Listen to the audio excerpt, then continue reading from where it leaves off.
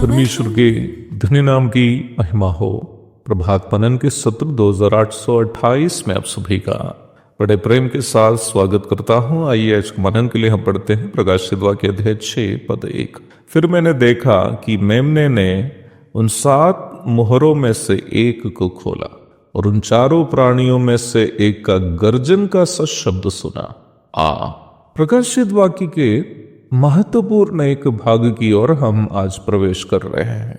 मैं आपको ये पूर्व में ही बताया था कि अध्याय 6 से लेकर अध्याय 18 तक के अध्याय उस महासंकट काल की जानकारी हमें देते हैं जो कलीसिया संसार से उठा ली जाने के बाद लगभग 7 वर्ष तक संसार में होने वाला है। वचन का नियमित अध्ययन करते हुए दुनिया में विभिन्न देशों में और देशों के बीच में चल रहे संघर्ष और समझौताओं पर ध्यान देने वाला कोई भी बाइबल विद्यार्थी यह बात आसानी से समझ सकते हैं कि संसार महासंकट काल के बहुत ही करीब पहुंच चुका है। मैं इस प्रभात मनन को तैयार करने के ठीक पूर्व मेरे मोबाइल फोन पर मैंने जो 2 समाचार पढ़ा, दोनों मेरे इस विचार का समर्थन करने वाले थे कि संसार महासंकट काल के बहुत करीब पहुंच चुका है। पहला खबर यह था कि तुर्की, सऊदी अरेबिया और पाकिस्तान के बीच में एक अलायंस, गठबंधन अथवा संधि संबंध शुरू हो रहा है, जिसका रूस और चीन भी समर्थन कर रहे हैं। दूसरा खबर जो मैंने पढ़ा वो ये था कि चाइनीज कम्युनिस्ट पार्टी के एक प्रतिनिधि मंडल दिल्ली स्थित बीजेपी के मुख्य कार्यालय पहुंचे और वहां वरिष्ठ नेताओं को मिलने के बाद वे लोग आरएसएस के मुखिया श्री मोहन भागवत को भी मिलने गए। ये खबर मैंने अंग्रेजी अखबार इंडियन एक्सप्रेस के ऑनलाइन पोर्टल पर पढ़ा था। आपको शायद लगेगा कि ये दोनों खबर और महासंकट काल से क्या संबंध है?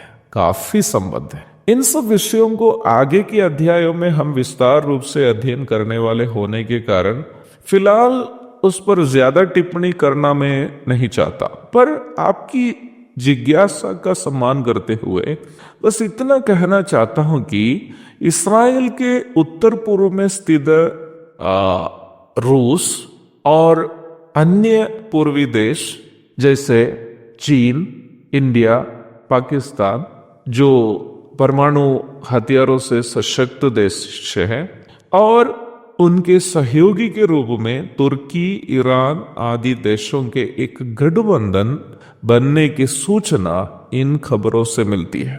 और बाइबल भविष्यवाणियों के अनुसार इन सभी देश महासंकट काल के अंत में होने वाला एक भयानक युद्ध, जिसका नाम बाइबल पंडितों की भाषा में हर्मगिद्दोन युद्ध है, नेतृत्व निभाने वाले होंगे। प्रकाशित वाक्य अध्याय 16 की 12 से 16 तक।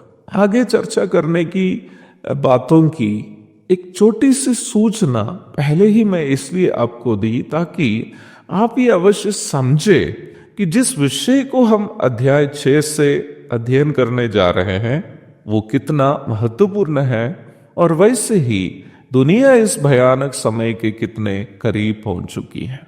अध्याय 5 में एक मोहरबंद पुस्तक को हम देखे थे जिसे खोलने का योग्य केवल वध किया हुआ मेमना अथवा प्रभु यीशु मसीह था। अध्याय 6 से हम देखते हैं कि वही मेमना अथवा प्रभु यीशु मसीह एक एक करके निम्न पुस्तक के मोहरों को खोल रहा है। जैसे पूर्व में बताया था, निम्न पुस्तक को वर्तमान धरती पर प्रभु के द्वारा उंडेलने जाने वाला प्रकोप का एक दस्तावेज कह सकते हैं। A sealed document of the judgements of God upon the contemporary world. आप पहली पद पर ध्यान दीजिएगा जो हम प्रारंभ में पढ़े हैं। फिर मैंने देखा कि मेमने ने उन 7 मोहरों में से एक को खोला और उन चारों प्राणियों में से एक का गर्जन का सा शब्द सुना, आ कम। अध्याय 3 तक हम कलीसिया को संसार में देख रहे थे। अध्याय 4 एवं 5 में कलीसिया प्रभु के पास सुरक्षित है। प्रभु के प्रिय लोग इस पापी संसार से अलग होने के बाद स्वर्ग से ये अनुमति दी जा रही है कि संसार को गुमराह करने वाला अधर्मी प्रकट हो जाए। दूसरा थिस्सलुनीके 2:8। अभी तक वो प्रकट नहीं होने का एकमात्र कारण संसार में प्रभु की कलीसिया की उपस्थिति और कलीसिया के संग पवित्र आत्मा की उपस्थिति है। जैसे ही कलीसिया और कलीसिया के संग पवित्र आत्मा संसार से अलग हो जाएंगे, वो महासंकट काल संसार पर आ जाएगा। दूसरा थिस्सलुनीके 2:7। अर्थात उस अधर्मी भी जो महासंकट काल के दरमियान संसार पर शासन करने वाला है।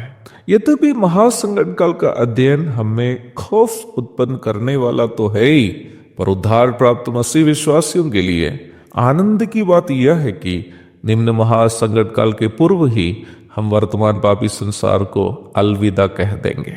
एक और शुभ दिन की धन्य कामनाओं के साथ आज का मनन में यह समाप्त करता हूं। प्रभु आप सबको आशीष दे। आमीन। मारानाथा।